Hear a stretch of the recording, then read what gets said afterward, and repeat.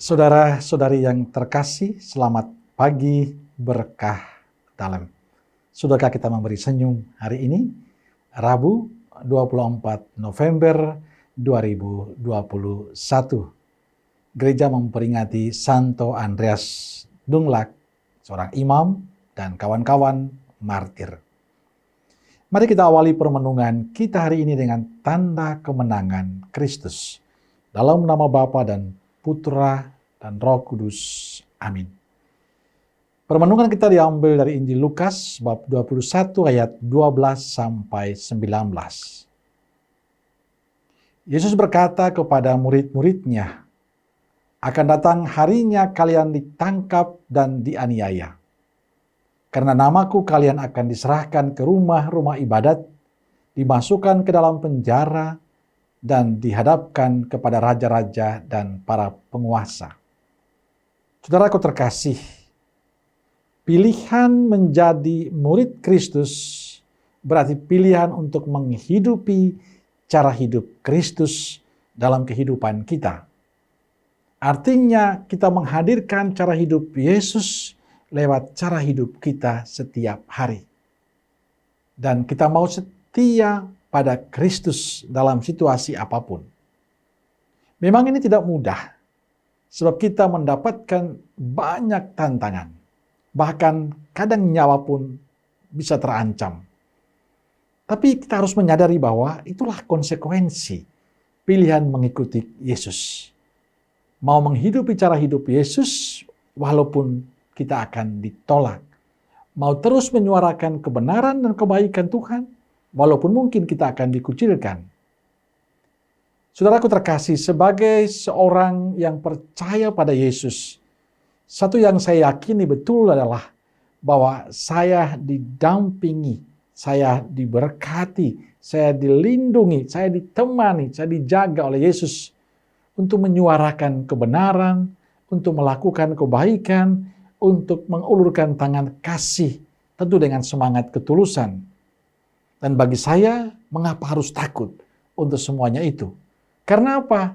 Karena saya yakin Dia yang memanggil dan Dia yang mengutus adalah Dia yang setia. Dia yang akan menemani setiap perjalanan kita. Bahkan saya bangga melakukan semuanya itu dengan segala konsekuensi yang akan saya terima. Karena sekali lagi saya meyakini betul Dia akan menemani kita. Keyakinan saya ini semakin diteguhkan dengan kutipan Injil hari ini. Sebab itu teguhkanlah dalam hatimu. Jangan kalian memikirkan lebih dahulu pembelaanmu. Aku sendirilah yang akan memberi kalian kata-kata hikmat. Dan bila karena namaku kalian akan dibenci oleh semua orang, jangan takut. Selama kalian bertahan bersamaku, selai rambut kepalamu tidak akan hilang.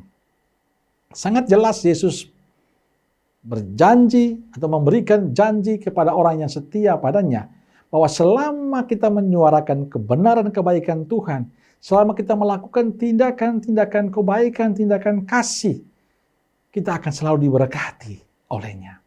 Kuncinya adalah kita selalu setia pada Kristus, selalu menjalani apa yang dikehendaki oleh Kristus.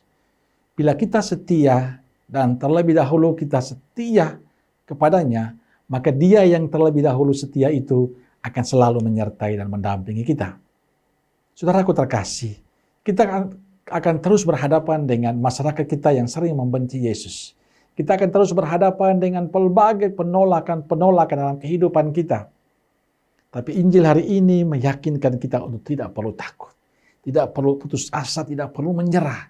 Tuhan yang kita cintai akan selalu mencintai kita. Tuhan akan selalu menemani kita, Tuhan akan selalu melindungi kita.